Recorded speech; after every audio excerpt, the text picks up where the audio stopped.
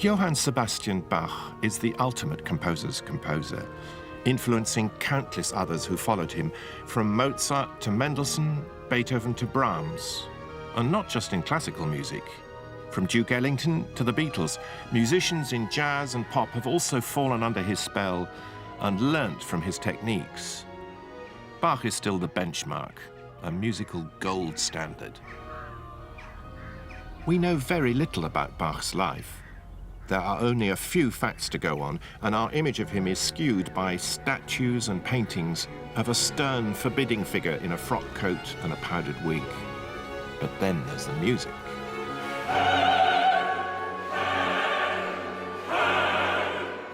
And the music tells us something completely different about him. It's full of energy, full of dance, full of life. Over a lifetime of getting to know, singing and conducting Bach's music, I formed a series of hunches about his personality and character. And in this film, I want to test them out with fellow Bach enthusiasts and scholars and perform some of his most important works to see what they can tell us about the extraordinary man who composed them. He really throws everything at it. You know, it's just such an overwhelming exploration of what it is to be a human being. I think he's a scientist at work, and instead of using the language of mathematics, he's a scientist using music. The level of inspiration on which he works is, I think, unparalleled in the rest of music.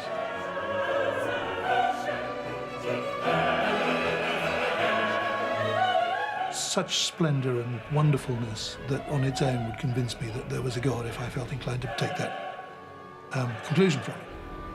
In this film, I want to build a new statue of Bach. To see if we can detect a beating heart and a more approachable personality underneath the wig.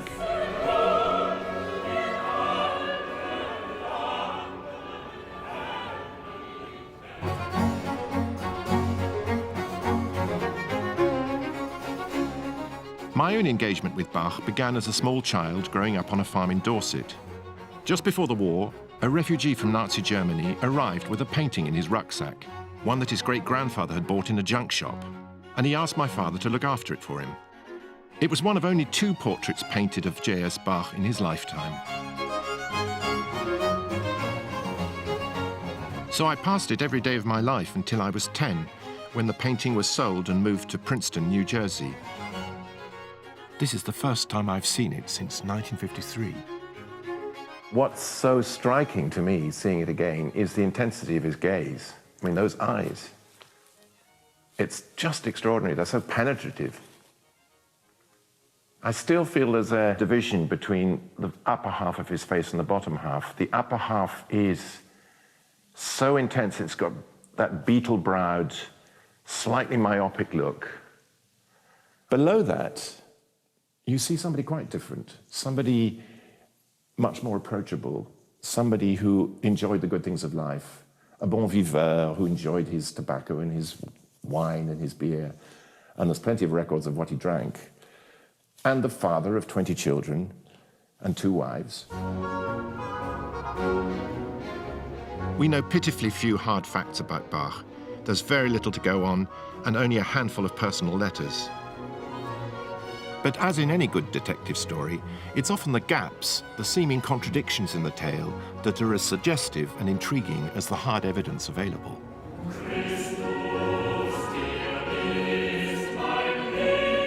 We do know that Johann Sebastian was born on the 21st of March, 1685, in Eisenach, in the middle of modern-day Germany.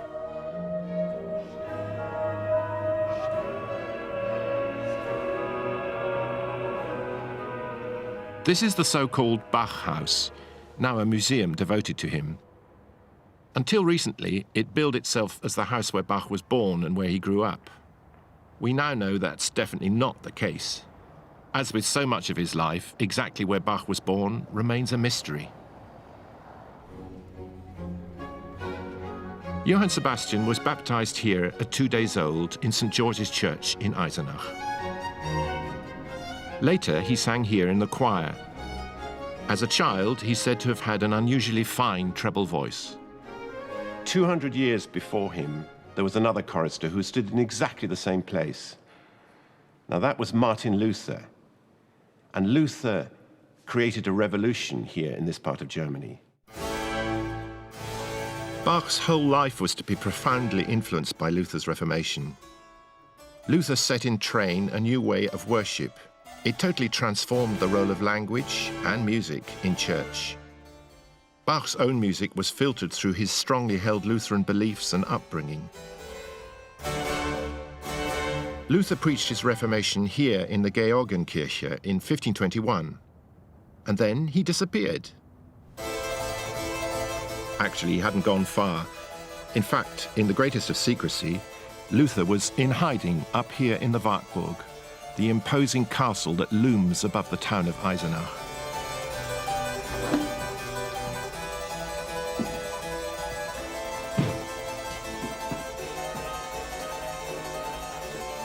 His Reformation had made Luther the most wanted man in Europe. So this is a little room where Luther lived. For 10 months here, he was holed up, imprisoned really for his own good, because he was on the run from the Pope, from the Emperor. He was desperately constipated. The Lord has struck me in the rear, he said. And he thought that the devil was pelting him with walnuts from the ceiling.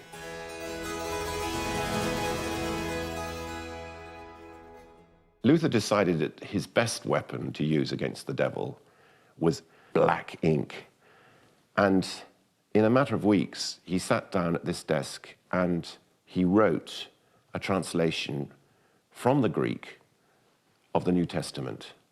And it wasn't just in any old German. He decided that he needed to amalgamate 18 different dialects. And in effect, he established the roots of the German language as we know it. Not only did Luther want the Bible to be in the language of the people, he also wanted them to be able to join in the music, something that in the Catholic Church was much more the province of trained choirs. Luther was convinced that music added extra expression and eloquence to the biblical texts. The notes make the words come alive, he wrote. In fact, without music, man is little more than a stone. So the words appealed to the intellect and music appealed to the passions. And besides, why should the devil have all the good tunes? Luther and his followers made sure he didn't. They choraled secular tunes that everybody knew, including quite earthly love songs, and then set them to new words so that the congregation could belt them out in church. Hymns or chorales written by Luther and his followers became absolutely central to Protestant worship, and, of course, to the music of Bach. The impact of the reformer Luther on the impressionable young Bach was immeasurable. It shaped his whole view of the world. It bolstered his sense of worth as a craftsman musician, and it reinforced his service to the church. It's such an announcement, a proclamation of the arrival on earth of the Christ child. Relish the words, relish them. So, brich an.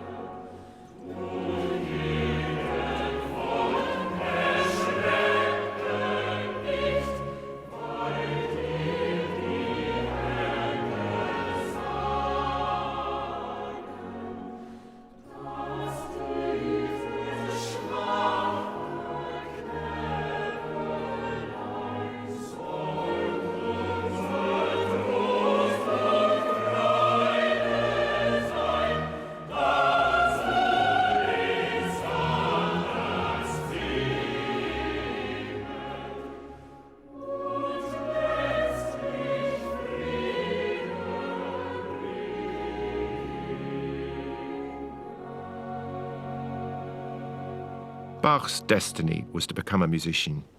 Music was the family business. In this part of Germany, in the heart of the Thuringian forest, the Bach family were thick on the ground, and they provided a support system to each other, and they carved up the different roles of organist and cantor and Hausmann, which is the head of the local wind band, between them. And in fact, they became almost so important here that the word Bach and musician became synonymous.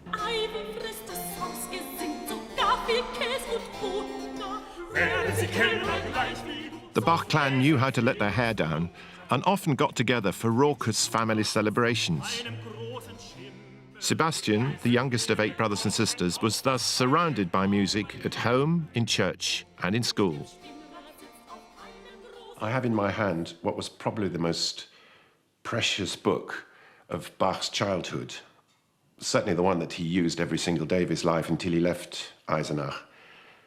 It's the Eisenachisches Gesangbuch, the song book, used in church and used in school.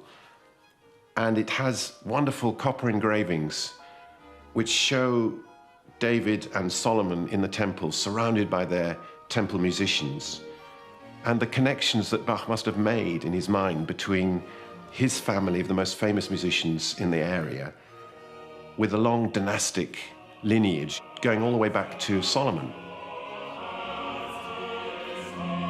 Because he wrote so many masterpieces of sacred music, in the 19th century, religiously inclined writers liked to picture Bach as a saintly figure, a kind of fifth evangelist, to match the goody two-shoes image of his childhood. But in recent years, this picture started to change. This is a book containing the records of Bach's school performance, and it gives us his syllabus of classes that he attended. And it also shows that, for example, in the 3rd year, he came 46th out of 89 pupils. And what's more, it tells us that he missed 96 separate classes. This is a fascinating document because it's somehow slipped under the radar. It's a report on school conditions in the Latin school where Bach was a pupil. And it shows the lack of textbooks, the overcrowding, the cheeking of the masters, the throwing of bricks through the windows, all sorts of proto-hooliganism. And it's been kind of neatly ironed out of all the biographies. And so it's really interesting to come to light now.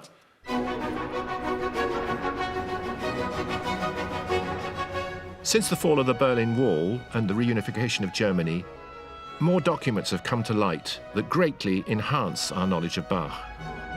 In particular, the Bach archives in Leipzig have made huge strides in discovering more about the composer's working methods, and for the first time opened their doors to researchers. All the significant documents about Bach, many originals, some copies, are here. When Bach was 50, he suddenly got a fascination for family roots and family trees, genealogy. So he wanted to give himself legitimacy in some way. And here's an example, and it shows the whole Bach family, starting with the legendary figure of Veit Bach, who arrived from Hungary in the middle of the 16th century. And it goes all the way through to Bach himself, who's over here, and then his children and his grandchildren. You'll notice every single member of the Bach family is a man. All blokes, not a single woman. But mothers, sisters and aunts must have participated in the family music making. So was it nature or nurture that we have to thank for the genius of Bach? When he was 50, he did a family tree, and he also assembled pieces of his ancestors' music. And there was one person that he singled out as being a profound composer, another one who he singled out as being an able composer. But there obviously wasn't anybody of enormous quality until he came along. And yet he was one of 4 brothers. How come he and not the others popped up above the parapet? He's such a good example because he really undermines any simplistic explanation of his genius. I mean, if you had a genetic explanation, then the genes would have gone throughout the Bach family. In fact, why did they take so long to generate Bach? So many generations. And I think all these more general explanations on the basis of genes, even on the basis of the musical culture that surrounded him, do not deliver the singular genius that he was. And it's a pity, in a way, we can't accept the singularity of people who are manifestly unique. We just can't bear the idea that genius is unexplained. But that's not to say Bach was self-taught. His father's cousin, Johann Christoph, was the profound composer he referred to. His music, only recently rediscovered, is the link between Bach and the earlier German tradition. Johann Christoph may also have been Sebastian's first teacher at the organ, an instrument he was to make his own. But Johann Christoph's life was a cautionary tale. In a sense, the life of Johann Christoph Bach exemplifies the problems that musicians had at the time. They shuttled between the service of the church or of the court or occasionally of the municipality.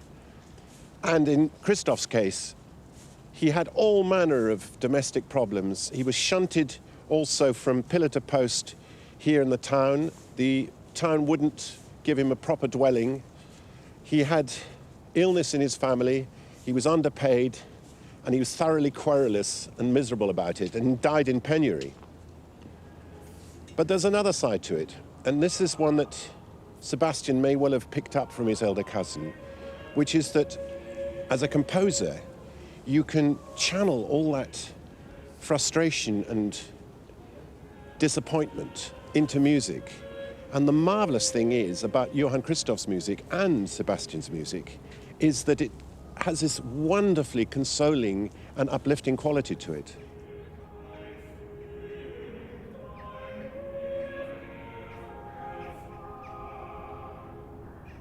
Most of all, Bach's music offers us balm and comfort in bereavement. The subject of death appears again and again throughout his music, as it did in his own life. This is the town cemetery, and Eisenach's old city walls are here on the right, and just beyond it is the school where Bach went, the old Dominican cloister. And somewhere here, in unmarked graves, are those of his parents, Elizabeth and Ambrosius. Elizabeth died when Bach was scarcely 9 years old, and then 9 months later, his father Ambrosius died as well. And Bach, as the youngest son and member of the local parish choir, had to witness the whole event and sing while the ceremony was going on and the slow tolling of the bell. And as the coffin was lowered into the grave, he and his fellow choristers sang Luther's words, "Mitten wir im Leben sind," in the midst of life, we're in death. His whole world must have collapsed. His first wife was to die at the age of just 35. Even in an age of high infant mortality, of his 20 children, only 10 were to reach adulthood. After his parents died, Sebastian and his elder brother Jakob went to live with a sibling they hardly knew, Johann Christoph, 14 years older than Sebastian. He was the church organist at Ohrdruf, only 30 miles up the road, but it could have been a world away. I've come across documents in the local archives that show that conditions in Sebastian's school in Ohrdruf were every bit as deplorable as in the one he'd left behind in Eisenach. Ruffianism and loutish behavior were rife here too, and there was a sadistic teacher. But curiously, Bach's grades improved. Bach was the youngest son of quite a big family, and then suddenly he lost both parents before his 10th birthday, and he then went to live with his elder brother. How much of a trauma can that have been for him? What you're describing is a triple bereavement. There's losing the parents, there's losing the home, new town, new place. I'd say that is pretty difficult for any child. We do have a lot of research showing that this kind of early bereavement and uprooting can scar people for life. Do you think his school grades are relevant and interesting here? Because when he was in Eisenach, when he was still with his parents, he played truant an awful lot. After he moves into his elder brother's house, his school grades rocket. They go way up. So there's a big change there. Do you think that's to do with the orphanhood? Again, I'm speculating, but what I'm hearing here is that there was a horrible, horrible environment in the school, but maybe there was a little bit of protection from the home. Then he loses the home. So now the whole world is a dog-eat-dog situation. There's only one person he can rely on, and that's himself, which would explain why he has to be good at school now, doesn't he? He has to, because basically, if you show weakness, if you are weak, you suffer and you go under. At the age of 15, Bach was awarded a singing scholarship at a school in Lüneburg, 230 miles to the north. He walked the whole way with a school friend, Georg Erdmann, who would re-enter the Bach story 30 years later.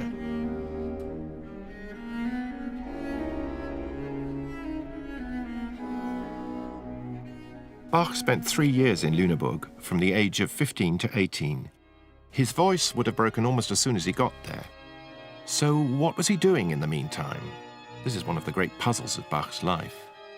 One thing we do know is that while he was at Lüneburg, Bach was acquainted with one of Germany's leading musical figures, Georg Böhm, a composer and a renowned organist, also born in Thuringia, like Bach himself.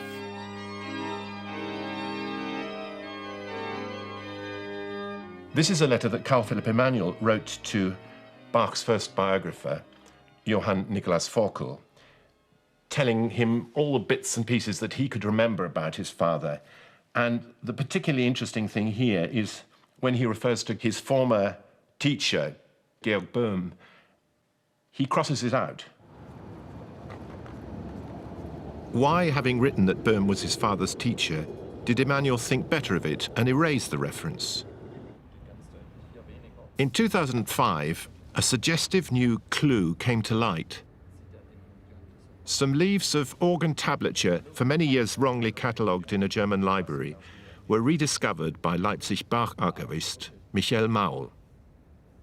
When I read the Latin phrase at the end of the manuscript, copied after a manuscript of Georg Böhm in the year of 1700 in Lüneburg. And I know one person who was in 1700 in Lüneburg and was very interested in very good organ music, and that's the young J.S. Bach.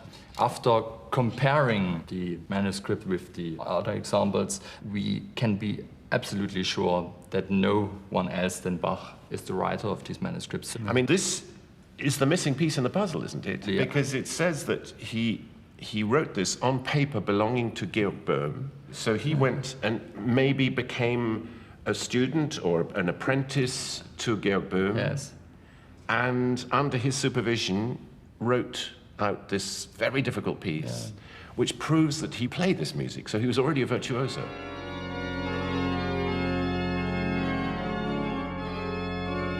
Did Emanuel suddenly remember that his father, for some reason, didn't wish his relationship with Georg Böhm to be known? Did he acknowledge that he learned from other people? Did he acknowledge their greatness? This is fascinating because when he made remarks about possible teachers, his son Emanuel just erased them. So Bach didn't want that to be known. He wanted everybody to know that he'd done it entirely on his own, off his own bat. If he had this assumption that you have got to have power and you should never show weakness, he would be very poor in acknowledging those sources. At the age of 18, Bach, as well as being a virtuoso organist, was a competent violinist. In 1703, he left Lüneburg to return to the family stamping ground. In Arnstadt, only 30 miles from where Sebastian was born, the city fathers had put a tax on beer in order to pay for a brand new organ for the Neue Kirche. Bach was hired to test the new organ and then to play it in audition in front of the thirsty citizens. He landed the job on more money than his father had ever earned. But there was a catch.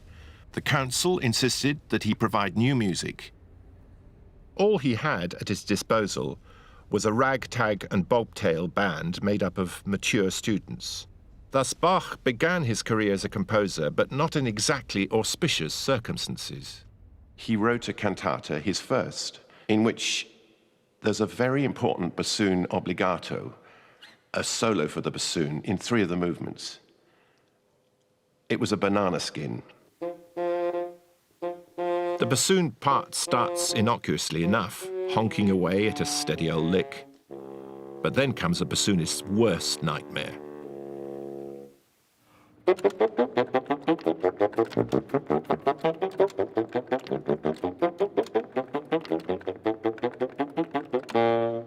within the space of about 2.5 bars, he sends the bassoon through a whole list of different keys involving very, very, very complicated fingerings. Deliberately or not, Bach had set a trap for his resident bassoonist. He was writing for a fellow called Gaius Bach, who, in rehearsal, made a complete hash of it. And Bach was exasperated to the point when he called him a Zippelfagottist, which can be translated variously as a nanny-goat bassoon or a greenhorn bassoon. But in reality, Bach was calling him a prick. Yet another translation is bassoonist breaking wind after eating a green onion. However Gaius Bach understood the term, he didn't like what he was hearing. The insult clearly rankled, and Gaius Bach plotted his revenge. And he and his cronies, well-oiled after a party christening, sat in wait for Bach, here in the town square.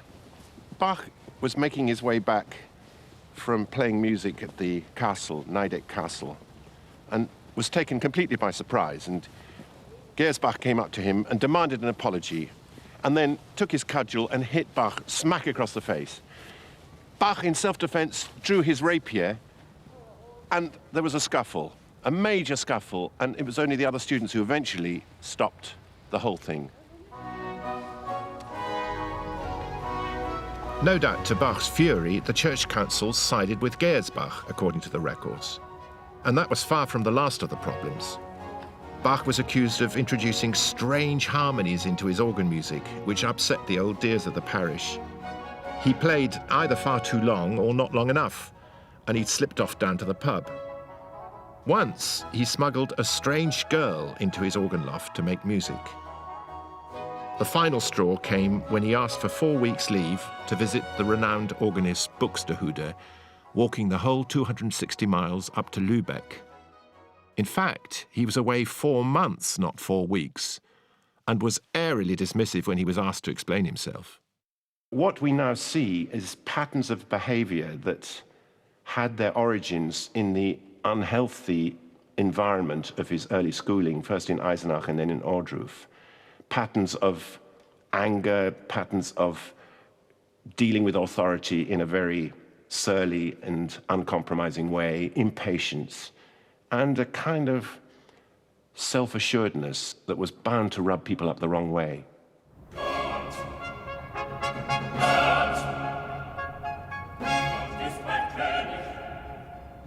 Bach is commemorated in Arnstadt by this curious recent statue in Jack the Lad pose, perhaps in a nod to his feisty and fractious stay here.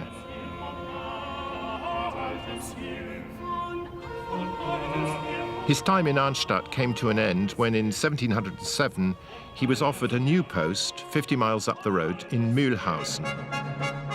The city had been thriving, but it was Bach's bad luck to arrive just after a disastrous fire had wreaked havoc in the city. Caught up in a local dispute between the clergy, Bach moved on in less than a year. But 2 significant things happened. First, aged 22, he married his cousin, Maria Barbara. And then he wrote one of the most important documents we have. Here's a letter that Bach wrote to the Mühlhausen town council explaining the reasons why he handed in his resignation. And the interesting thing from our point of view is that he defines his Endzweck, as he called it, his final ambition, his goal in life. The key phrase is, a well-regulated church music to the glory of God. Germany was on the brink of the Enlightenment. The scientific revolution had been in full swing for over a century, but superstition was still rife. Here, as late as the 1730s, witches were being burnt at the stake. The 30 Years' War had ended in 1648, and in its wake came a strong revival of Lutheranism. Bach took it upon himself to lay down the New and the Old Testament commandments with renewed force.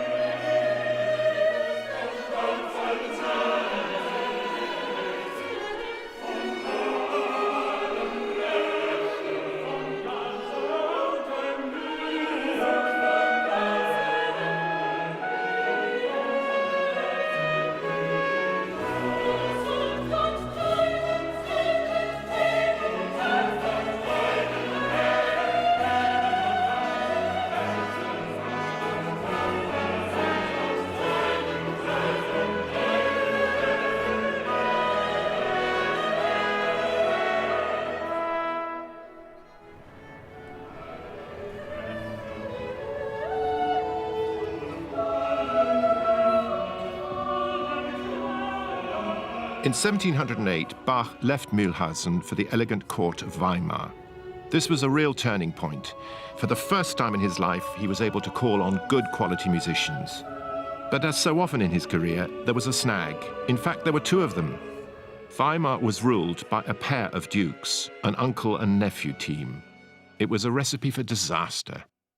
The musicians were employed by both, but the uncle made it known to the musicians that if they played for his nephew, they would be liable to be flogged, dismissed out of hand. In fact, there was one poor horn player who was dismissed on the spot, flogged, and then eventually hung as an example, terrible example to all the other musicians what would happen if they stepped out of line.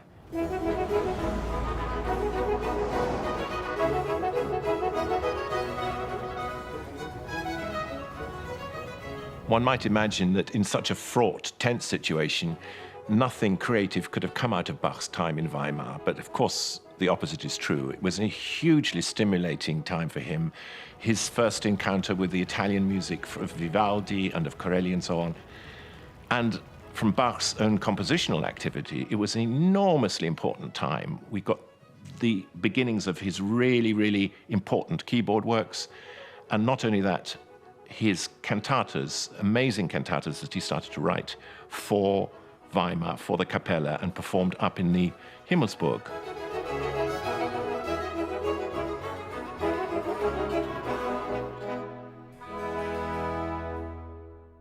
Originally, a cantata was a small, intimate Italian piece for a solo voice and a couple of instruments. But soon it was taken over by German composers in the century before Bach and was associated with the Lutheran liturgy. But by the time Bach came along, it had grown into something almost gargantuan. His 200 pieces last anything from 25 to 30 minutes each, occupied a place somewhere between the reading of the lesson and the sermon, and they reflected the theme of the day, as it were. You pity the unfortunate preacher who had to follow music as eloquent as this. Siehe, siehe, ich stehe vor der Tür und klopfe an, so jemand meine Stimme hören wird und die Tür auftun, zu dem werde ich eingehen und das Abendmahl mit ihm halten und er mit mir.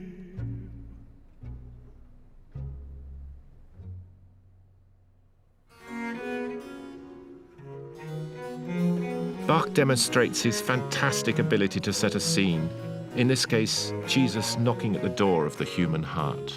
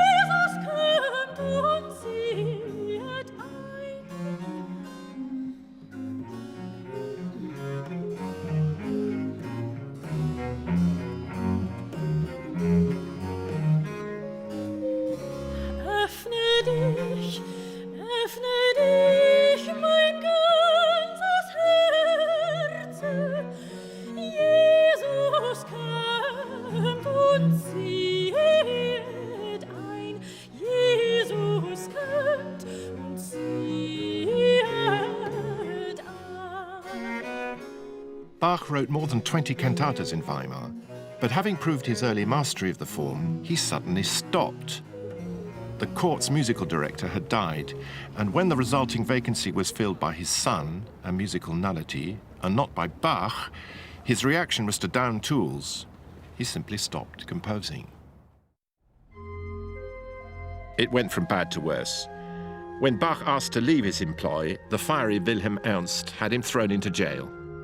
Bach thus became one of the few composers in history to do hard time. Some of his music, technically the property of his employer, may have stayed on at Weimar. 70 years later, the Himmelsburg burnt to the ground, and Bach's music was lost forever. After a month in prison, Bach headed off to the job he'd been hankering after all along, that of Kapellmeister.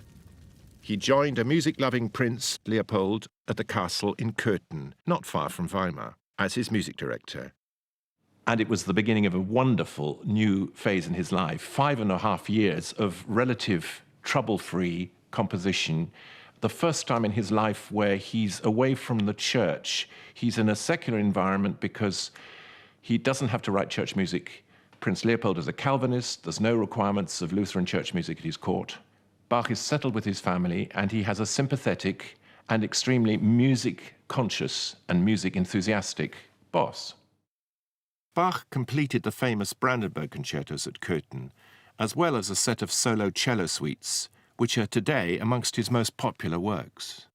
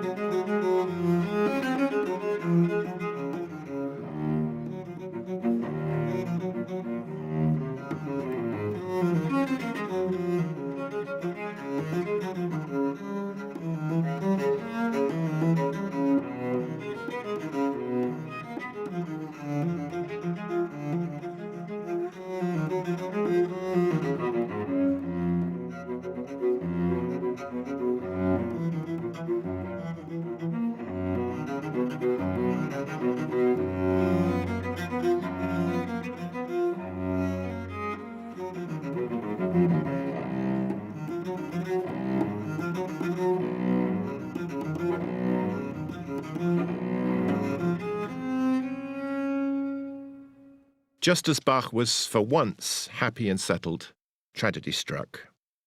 While he was on a trip to Bohemia with the prince, the only time Bach ever left Germany, his wife, Maria Barbara, died unexpectedly and was buried before he returned and could be told of her death.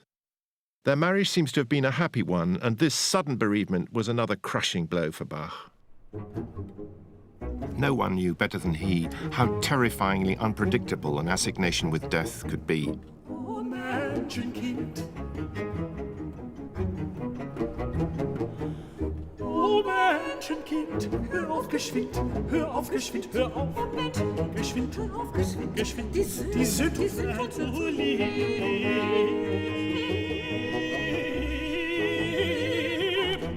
Oh Menschenkind, hör auf geschwind, die sind zu lieben.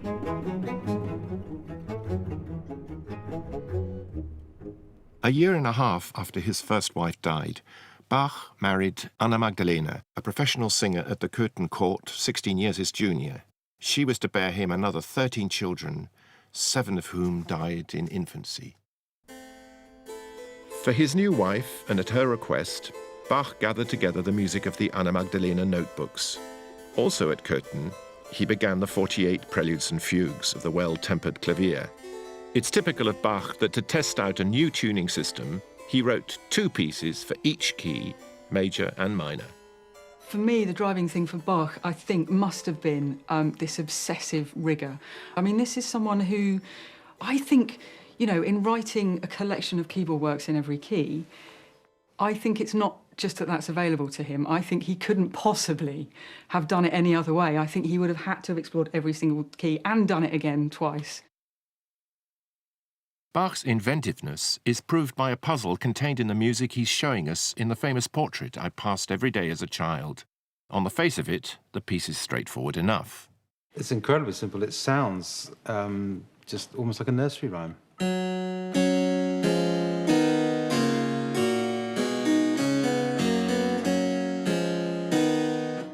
But that's the version that we see as he shows it to us in the portrait. But from his perspective, what do we see? Well, if you turn the music up the other way around and read it backwards, what you get is this.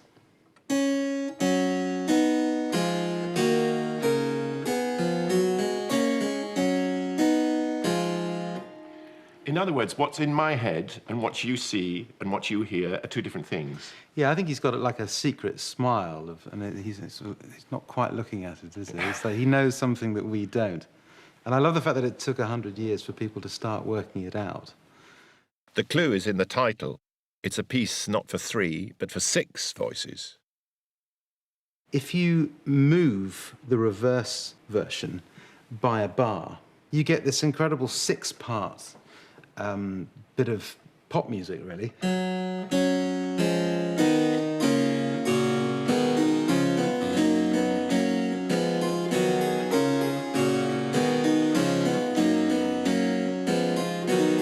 It's so simple, so complex. Do you subscribe to the view that a lot of his music is numerological, that it is reflecting not simply just his own name, but actually that he, as a starting mechanism, would rule the paper and measure out the number of bars that he was actually going to use? Or is that just baloney? I think it was a hugely creative structural mechanism for him, but that was an intuition that he had around numbers and the appeal of numbers for him.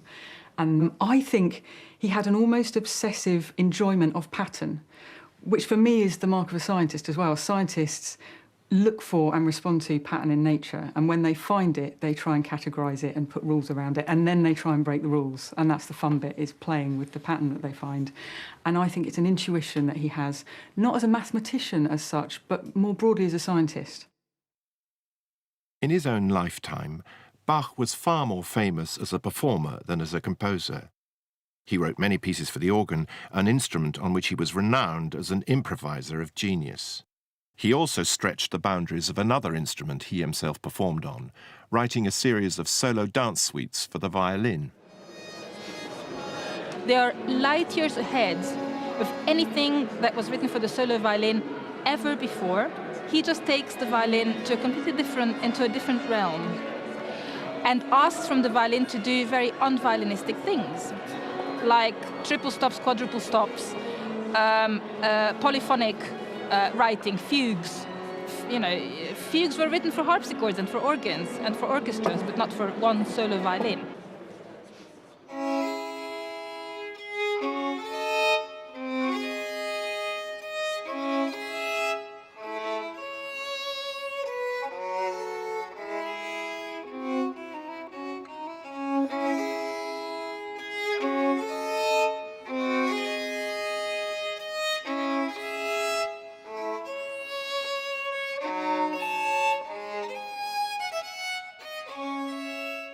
That is storytelling too.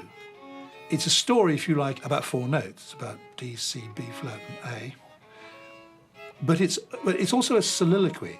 It's a very dramatic argument in a similar way to Hamlet's To Be or Not to Be, where you've got a voice arguing with itself and listening to the counter-arguments and arguing with the counter-arguments and speaking against the counter, and so on.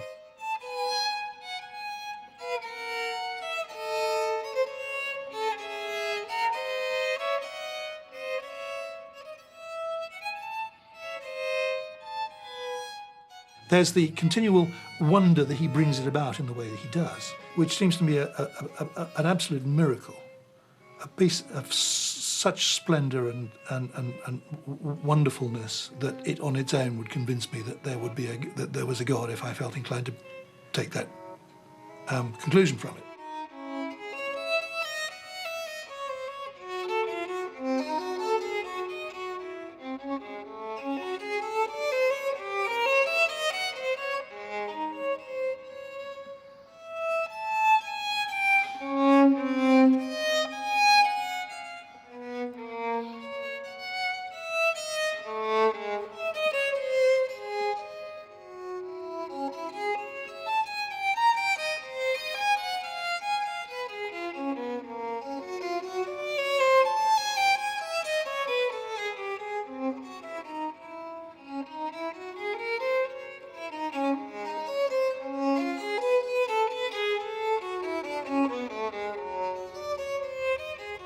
Aged 38, Bach was now at the very peak of his powers.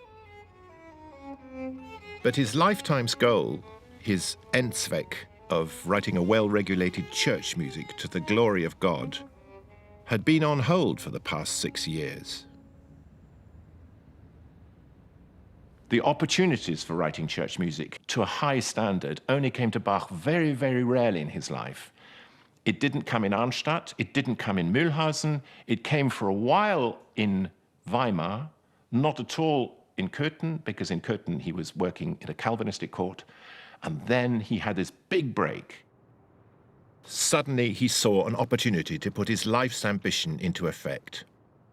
In 1723, there was a vacancy in Leipzig, one of the most important cultural centers in Germany and a thriving cosmopolitan city.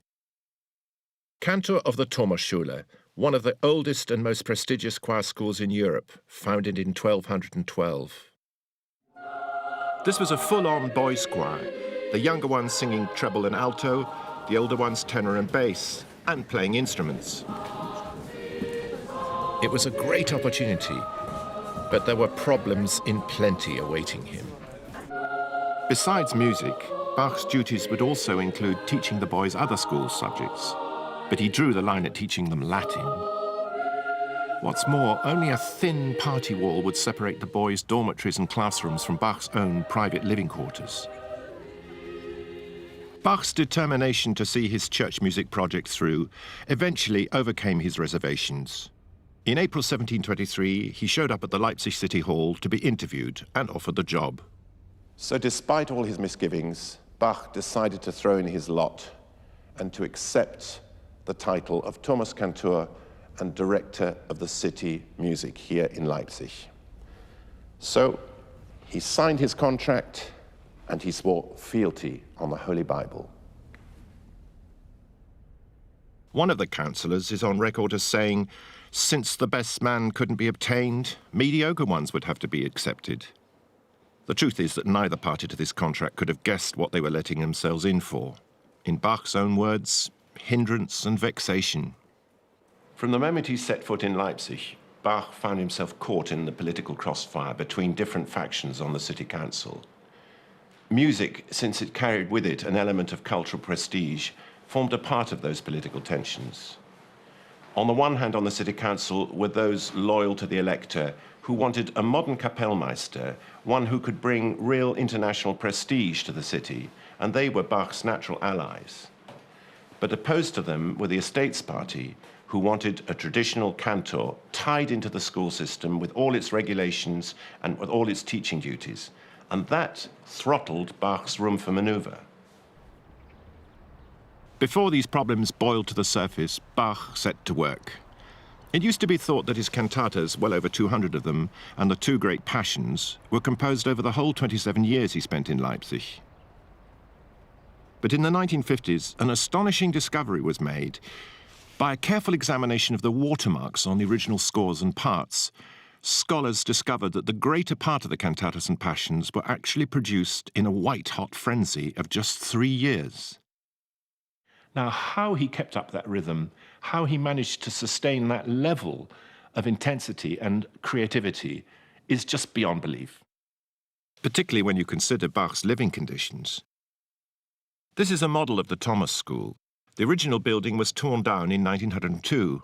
Here, Bach and his family lived right next to the schoolboys. There wasn't enough room for all the kids, and they slept two to a bed. And, I mean, there must have been a heck of a lot of background noise.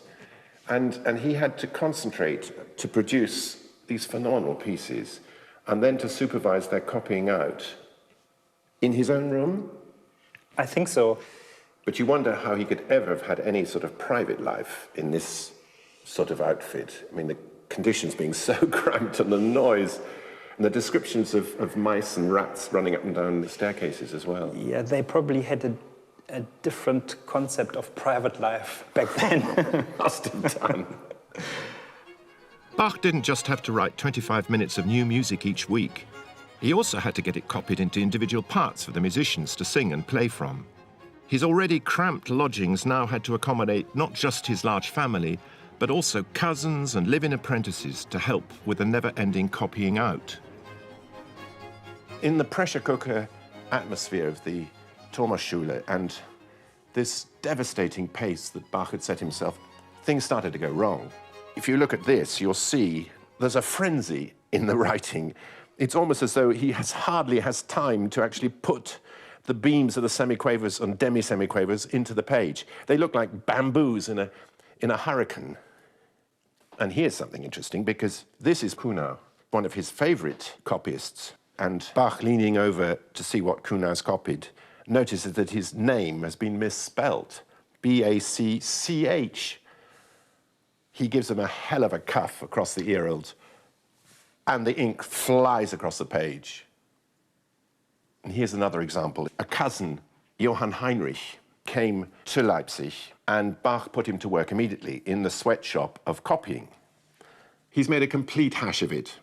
He's written out the chorale in the wrong clef and mistransposed it. So he has to cross it all out, and Bach himself has to leap in and write out the chorale neatly at the end. I mean, what a plonker. Here you can see Bach painstakingly trying to repair the damage against the clock to make sure that there weren't terrible errors on the music stands when it came to the one and only rehearsal before the cantata was performed.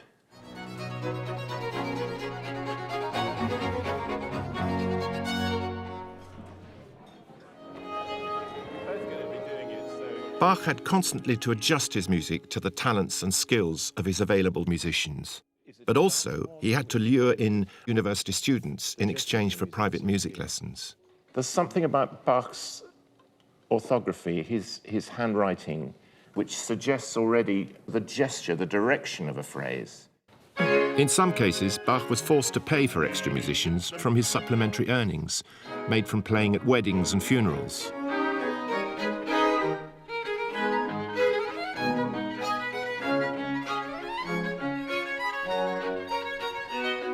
At the end of each frantic week, Bach unveiled his latest cantata. What the Leipzig congregation made of these towering works, frustratingly, we simply don't know. All we do know is that plenty of people would have heard them. Leipzig was known as the city of churches. It's been estimated that on a normal Sunday, of a population of 30,000, 9,000 parishioners and members of society were crammed into these two churches, the Thomaskirche, the Nikolaikirche, and bulging from the seams of the other churches in the town. Thus, every week, Bach had an audience 10 or a dozen times bigger than in any opera house. Unfortunately, people at the main churches tended to behave as if they were in an opera house, much to the fury of the clergy. The preachers very often think they don't listen carefully to the sermons, that's for sure. You get all kinds of complaints about people flirting in church, people sleeping in church, people throwing paper airplanes in church, yes, and taking snuff in church. And all dogs kinds coming of into the dogs church. Coming into church, absolutely. And some churches employ special dog whippers to try to get the dogs out. But and I mean, earlier on you've had complaints about people taking pigs through church because it's the quickest way from where the pig was to market and so on. So I think our sense of proper behaviour within a church is different. So there must have been a huge amount of noise, and one of the problems, that's one of the few things we really do know, is that people drifted in and out before the sermon, after the sermon, during the music. It must have been chaos.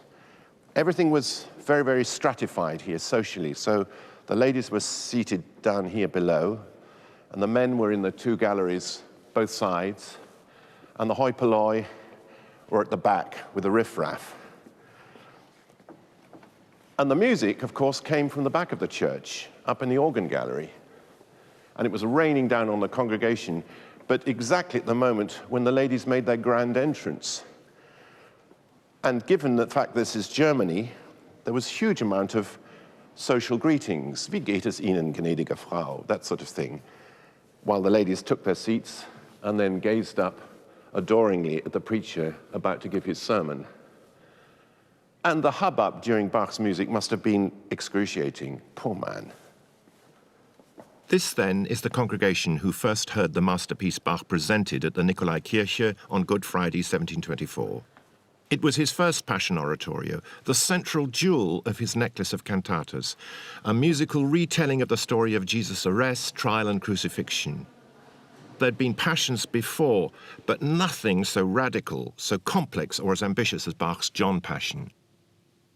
He ingeniously blends orchestral and choral writing into a thrilling amalgam of storytelling, meditation, and drama. Can I just have the cello and bass, please? Now, viola start. Bar 1.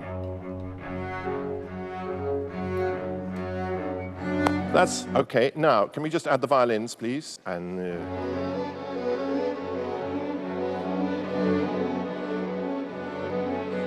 good, that's it.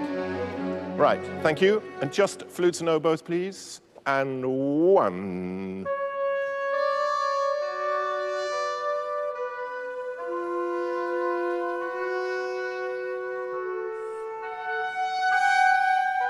It's like nails being driven into bare flesh.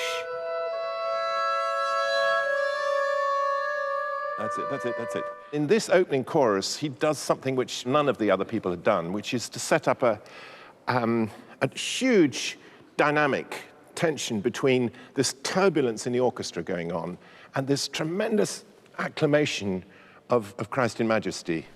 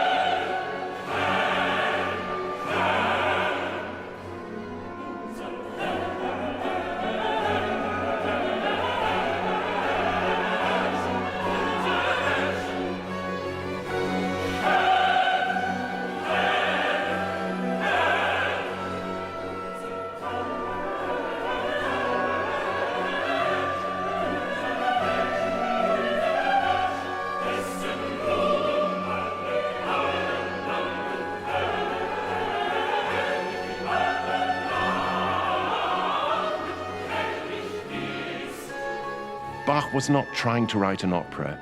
Bach's purpose was to draw the listener in, to recreate in front of their ears and eyes the drama of Christ's crucifixion. And his St. John Passion is an extraordinary amalgam of theology and music, religion and politics, drama and wonderful presentation of storytelling. So we sense the tension that's already in St. John's Gospel, that between light and darkness, between sin and good work, and faith and doubt.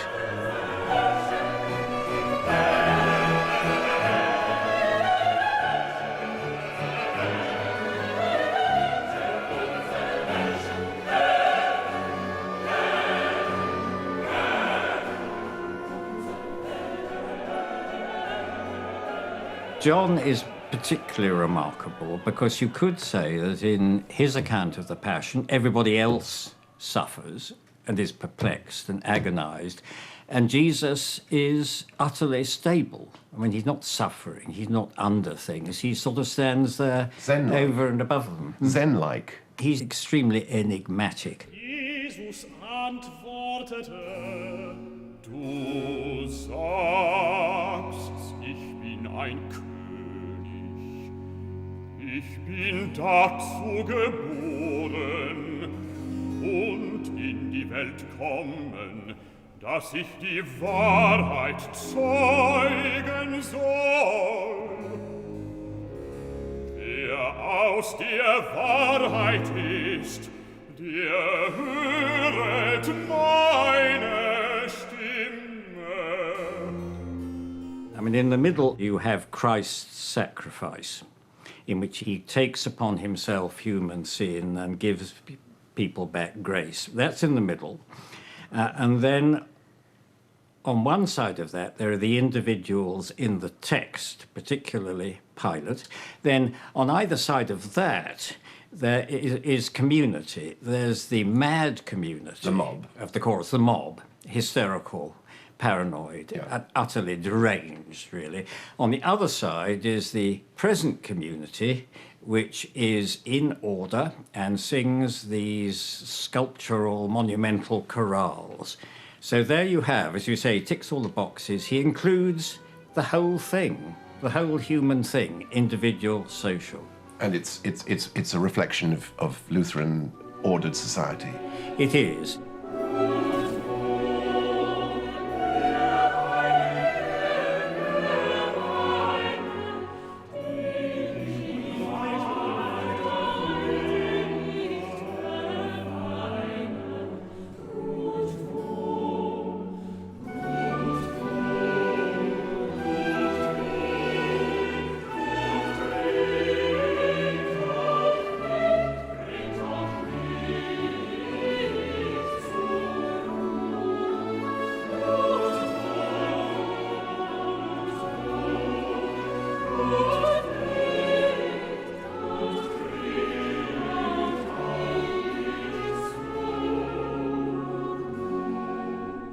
Today, the St. John Passion is accepted as a masterpiece. But at its first performance, it didn't please the Leipzig clergy, ever suspicious and alert to the danger of music stealing their thunder. Bach was forced to revise it radically over the next year, and only towards the end of his life was it once again performed in a version close to its original.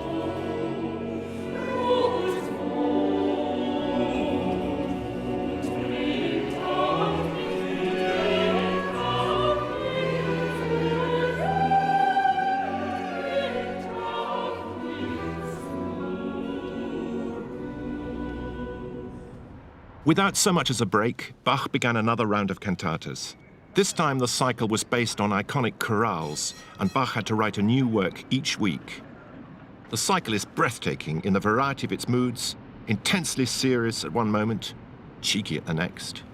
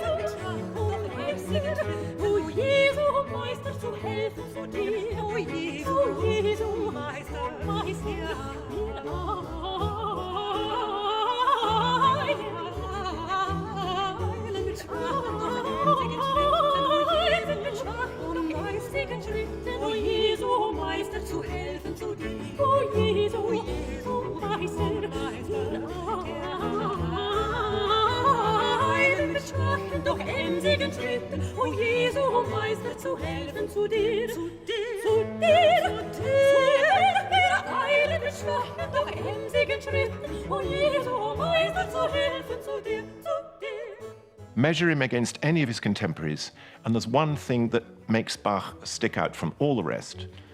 He didn't write an opera, not a single opera.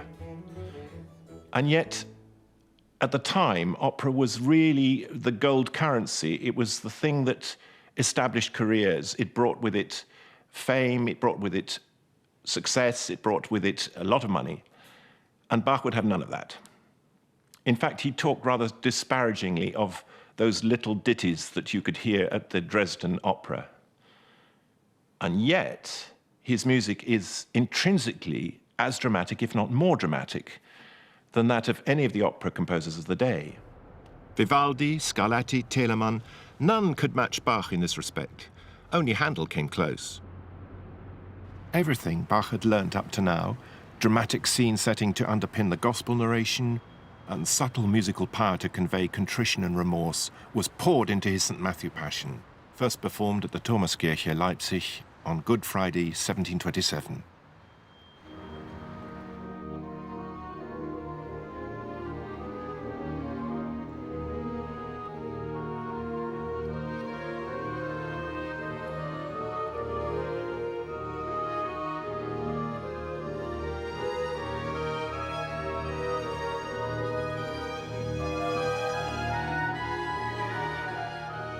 The St. Matthew Passion is even more atmospheric than the St. John. Lasting around 2.5 hours, it's even more monumental in scale, with a double choir and a double orchestra.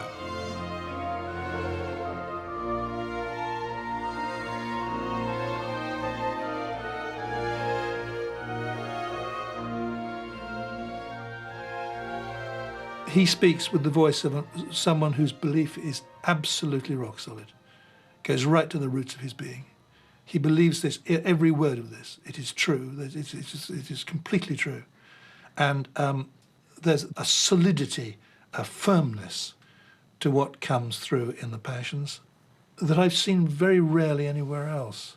Jesus sprach zu ihm, du sagst, doch sage ich euch, von nun an wird's geschehen, dass ihr sehen werdet des Menschen Sohn, sitzen zur Rechten der Kraft und kommen in den Wolken des Himmels. You wonder, well, where is there room for Bach's own voice? It's difficult to answer, but I feel there are moments, there are chinks in the drama where you feel that Bach himself is very much present and very much making the decisions.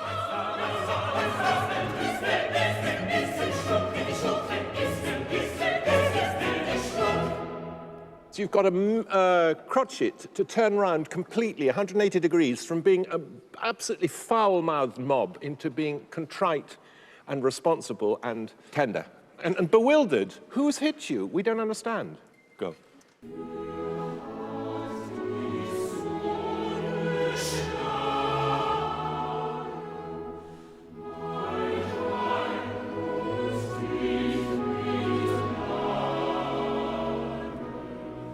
The choir have to switch into being the community, the believers. And it's in that moment that I feel Bach is saying, this suffering is unbearable. We have to stop it. We have to show our sense of moral outrage.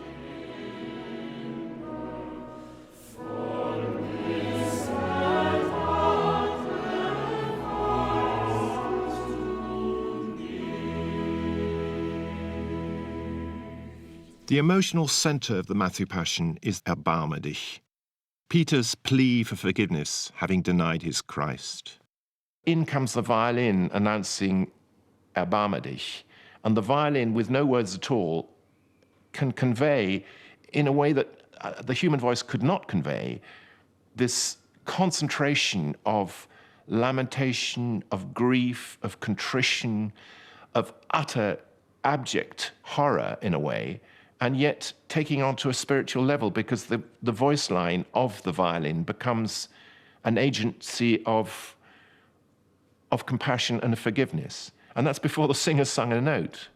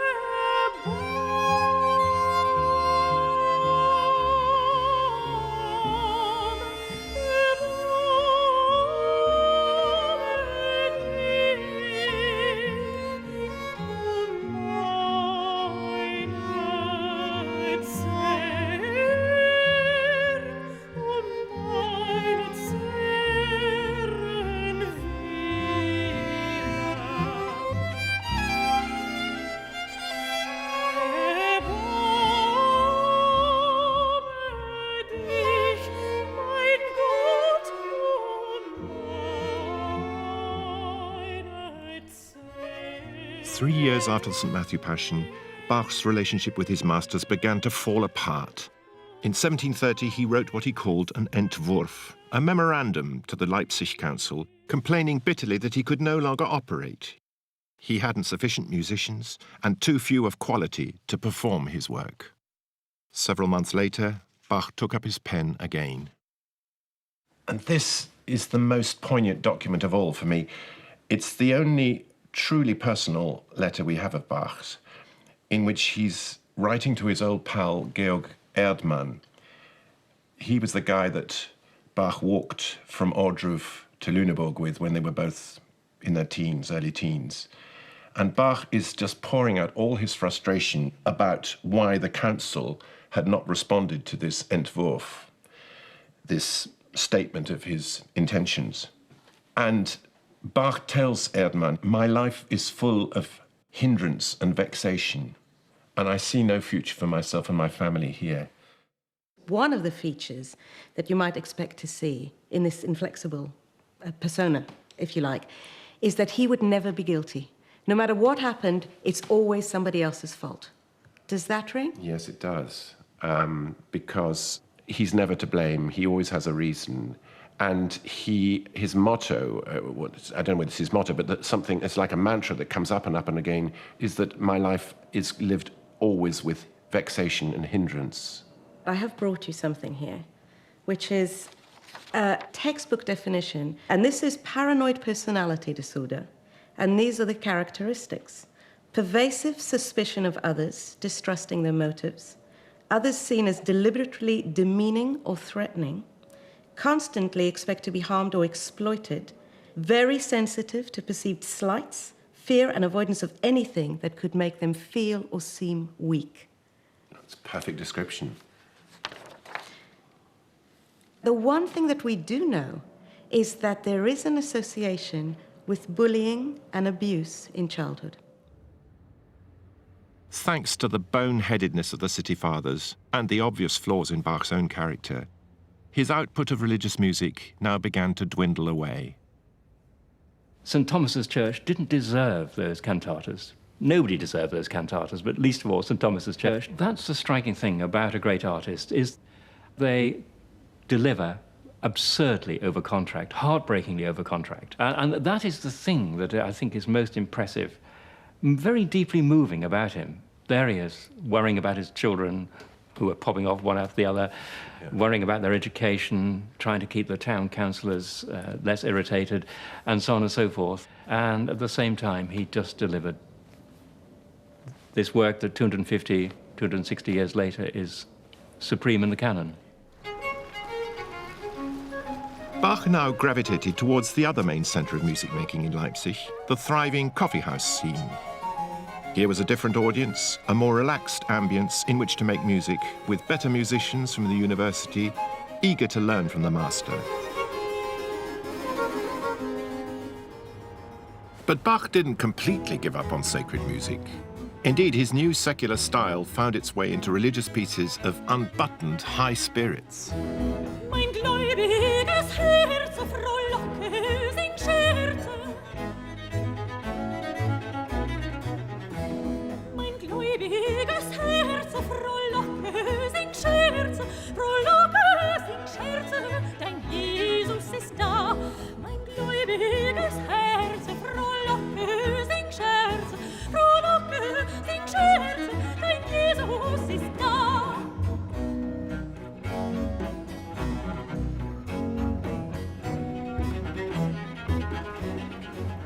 Throughout his life, Bach had much more than his fair share of heartbreak. That direct experience of personal grief comes over in his music, but never in a saccharine or morbid way, but as consoling, soothing, uplifting.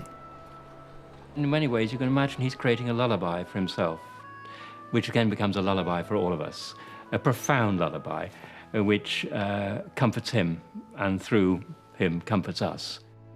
Es ist vollbracht. Es ist vollbracht. Das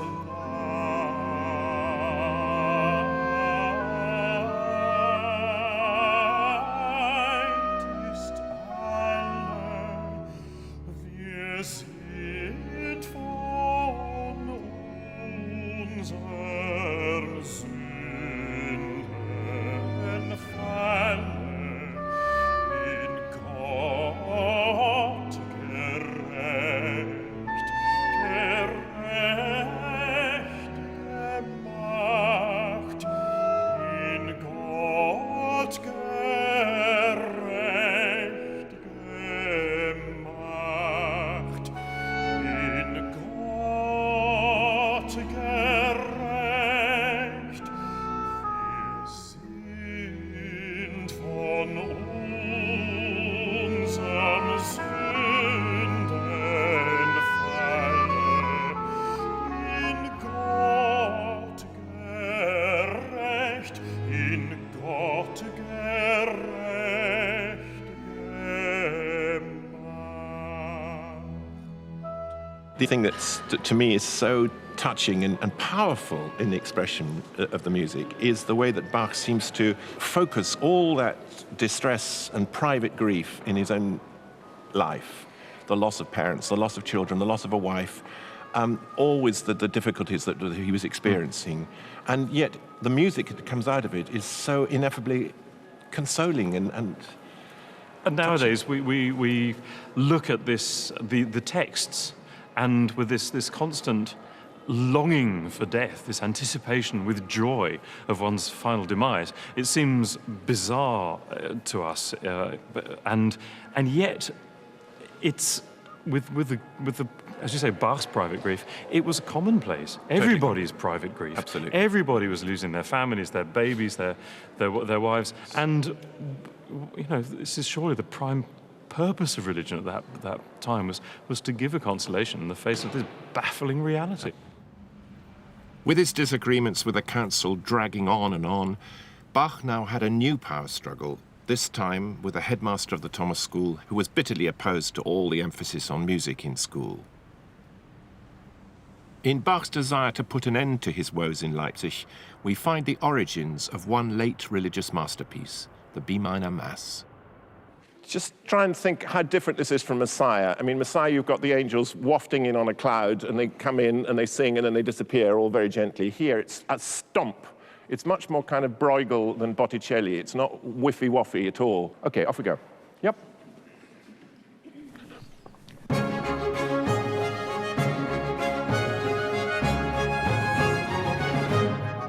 Bach was angling for a new job, or at the very least an honorary title, at the court in Dresden, which was Catholic. So despite his unwavering commitment to Lutheranism, Bach, ever practical, saw that there was an opportunity for composing a Latin Mass on a grand scale.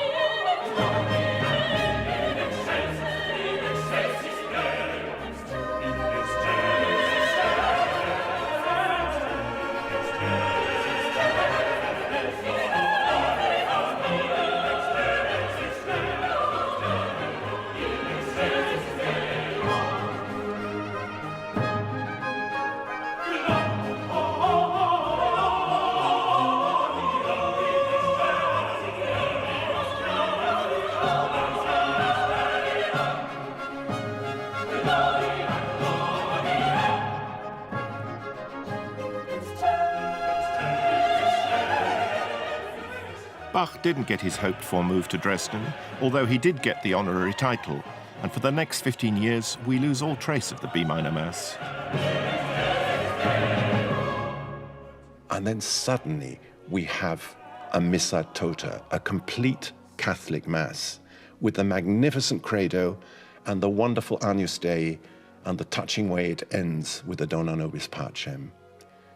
This was Bach's compendium of all the styles since he was a young composer, up to the most recent music that he composed.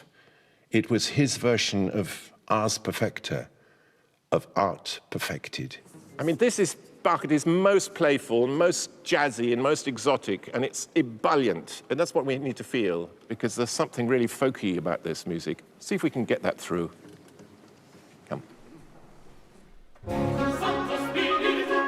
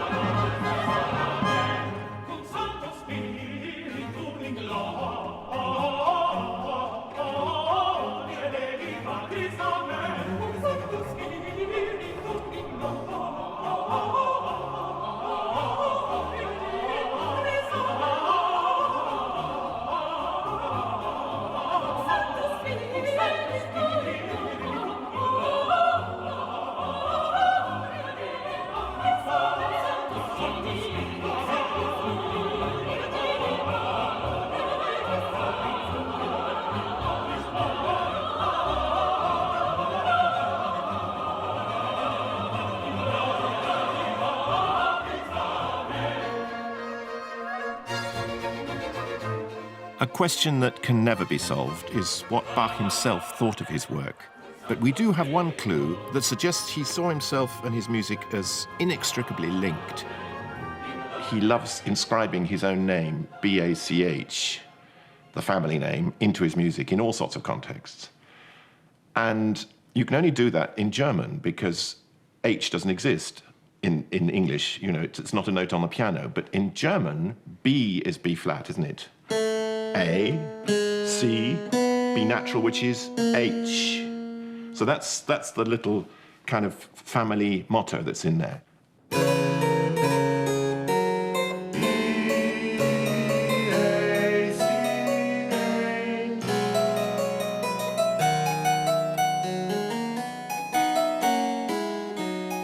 One of Bach's most famous last works, the Arte Fugue, breaks off in mid-flow.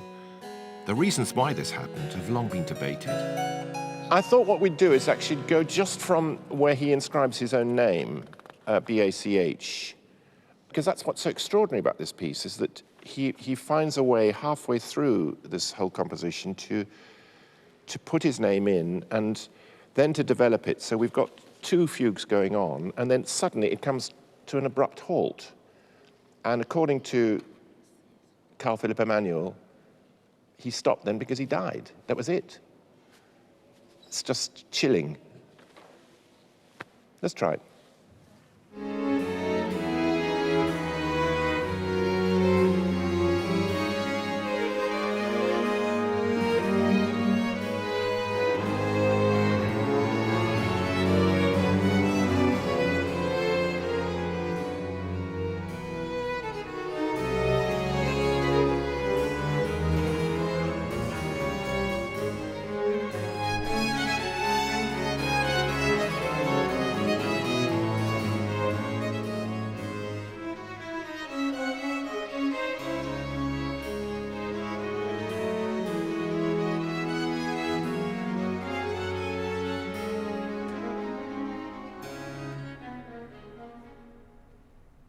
My fantasy is that it's completely deliberate, and that actually it's that unfinished business that I've written my music for the future, and someone else is going to carry on now.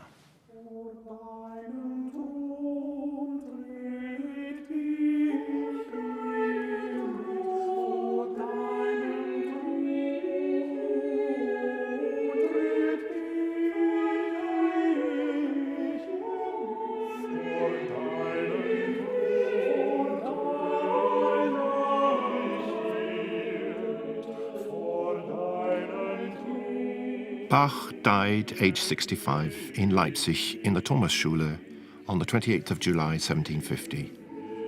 2 successive eye operations performed by an English quack doctor seem to have finished him off. After his death, his works fell out of favor, though not with everyone. His music was passed from hand to hand, and Haydn, Mozart, and Beethoven all marveled at it. Only in 1829, when Mendelssohn performed a devoted but stylistically mangled version of the Matthew Passion, did Bach begin to regain the public's affection.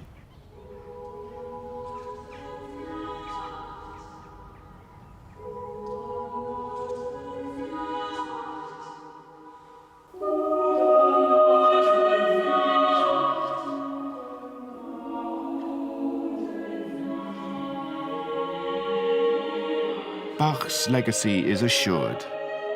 If Monteverdi was the first composer to find musical expression for human passion, and Beethoven, what a terrible struggle it is to be human and to aspire to be godlike, Mozart, the kind of music we'd hope to hear in heaven, Bach is the one who bridges the gap.